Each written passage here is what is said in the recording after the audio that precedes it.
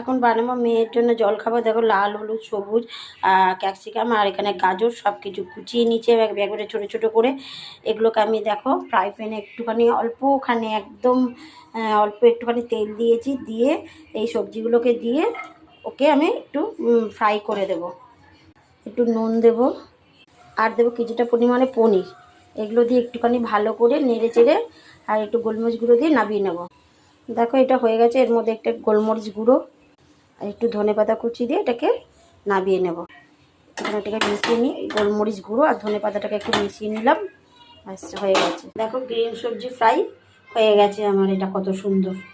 এখানে হচ্ছে মেয়ের টিফিনে তোমাদের দেখালাম গ্রিন সবজি একটু ফ্রাই করে নিয়েছি পনির দিয়ে, আর হচ্ছে কিছুটা শশা কেটে দিয়েছি আর 2 পিস ব্রাউন ব্রেড সেঁকে নিয়েছি, আর ওই যে এটাকে কি বলে কি চিয়া চিজ নাকি জিয়া চিজ, সেটা হচ্ছে লেবু, মধু আর গরম জল দিয়ে গুলে দিয়েছি 1 গ্লাস।